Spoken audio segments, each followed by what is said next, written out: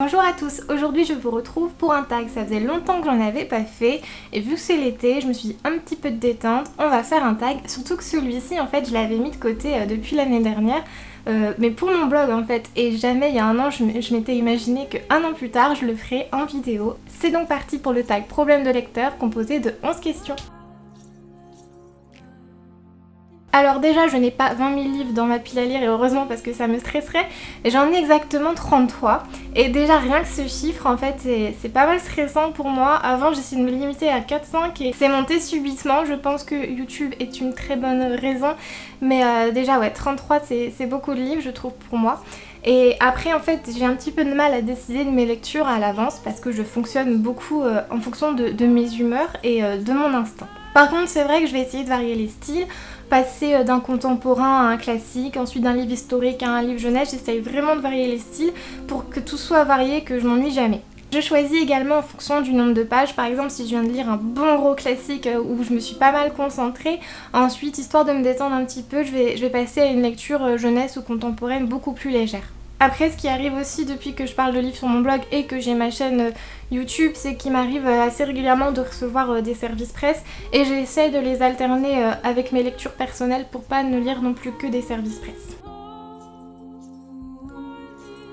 Eh bien je continue car je mets toujours un point d'honneur à terminer le livre, je suis extrêmement curieuse, j'ai tout le temps envie de savoir la fin et j'ai un sentiment d'inachevé en fait si je ne lis pas la fin, j'ai l'impression de pas rendre hommage en fait à l'auteur, donc je me force à lire le livre jusqu'à la fin, même s'il me plaît pas du coup pour me motiver je pense à ma prochaine lecture, en général c'est une lecture du coup qui va me faire vraiment très envie et du coup ça me motive à terminer le livre très rapidement. Je dois par contre vous l'avouer, ça m'est arrivé à 2 reprises d'abandonner mes livres, c'était L'Heptaméron de Marguerite de Navarre et Maxime et Pensées de Chamfort. Comme vous l'en doutez, c'était pas des lectures que j'ai faites de mon plein gré. Là je pense que pour cette année ça va le faire parce que je me suis fixé un objectif de 50 livres, j'en suis déjà à 33 au moment où je tourne cette vidéo, donc je pense que c'est raisonnable. En fait je me suis basée sur un livre par semaine, avant je lisais plus quand j'étais encore étudiante, maintenant j'aime bien me dire un livre égale une semaine. Vu qu'il y a 52 semaines dans l'année, je me dis que 50 livres c'est tout à fait raisonnable. Et puis si vraiment en fait j'arrive pas à lire ces 50 livres, c'est pas dramatique en soi, ça va pas éliminer toutes mes précédentes lectures. Mais c'est vrai que j'aime bien en fait le principe d'avoir un petit challenge en fait. C'est comme quand on court et qu'on s'impose en fait un nombre de kilomètres, faut que ce soit raisonnable, faut qu'on sache qu'on va pouvoir le tenir. Mais j'aime bien en fait avoir un petit challenge comme ça. Eh bien c'est exactement le souci que je rencontre avec la saga Le Trône de Fer parce qu'au début quand j'ai découvert j'avais acheté les intégrales, ensuite quand j'ai avancé dans ma lecture il manquait le tout dernier intégral qui est sorti, donc j'ai commencé à acheter les livres volume par volume mais ils se ressemblent pas du tout, c'est pas la même édition, ils font pas la même taille et je vous jure que ça m'a tellement stressée que je les ai mis à l'opposé dans mes bibliothèques pour pas qu'ils soient à côté.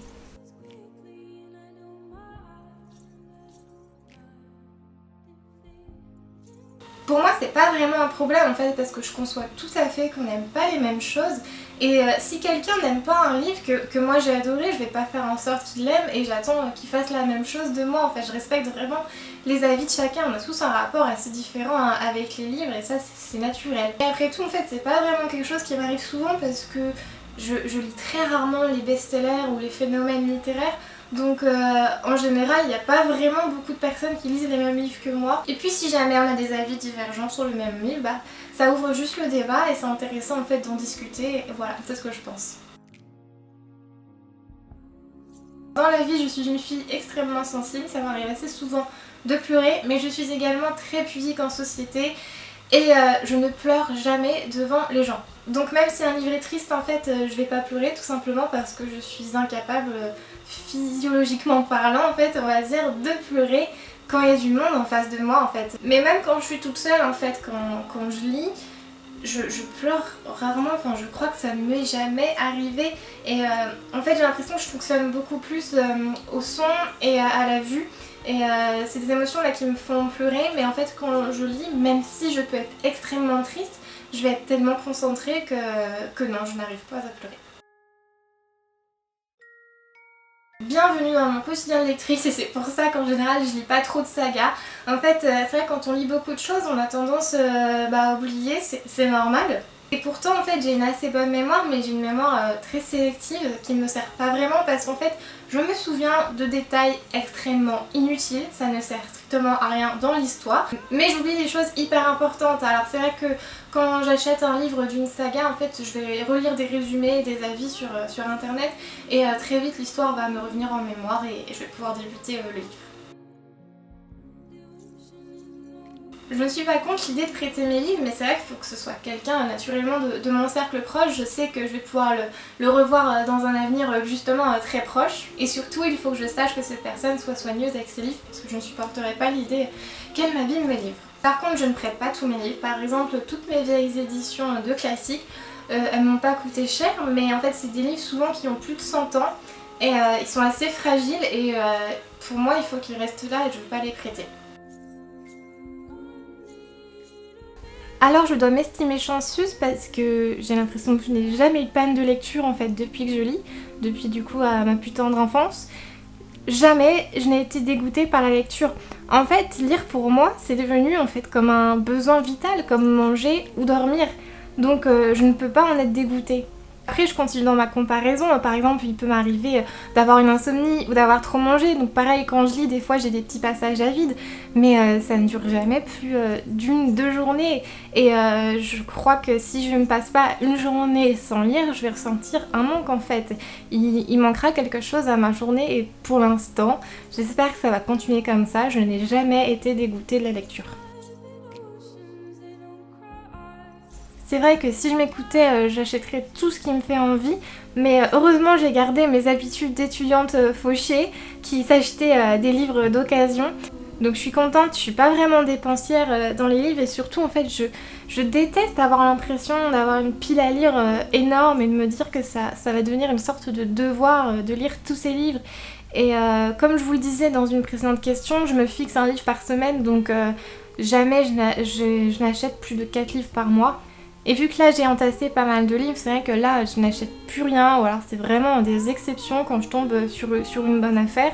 Et c'est vraiment au goutte à goutte en fait. Quand je lis un livre, je me dis là c'est bon, tu peux en acheter un autre. Et c'est pareil avec les services presse, ça monte vite en fait. Et c'est super cool d'avoir des livres gratuits, mais à bout d'un moment j'ai quand même été obligée de freiner. J'accepte uniquement vraiment que les propositions qui m'intéressent parce que c'est vraiment génial d'avoir des livres gratuits, mais il faudrait le temps qui va avec aussi. Là aussi, c'est très variable, ça peut être un jour, un an, voire peut-être même 2 ans, je crois. Mais comme je vous disais, ça fonctionne à mon humeur en fait. Au moment où je vais terminer un livre, en fait, j'arrive pas à expliquer en fait, mais je vais naturellement me tourner vers un livre. Ça se trouve, la veille, j'y aurais pas du tout pensé.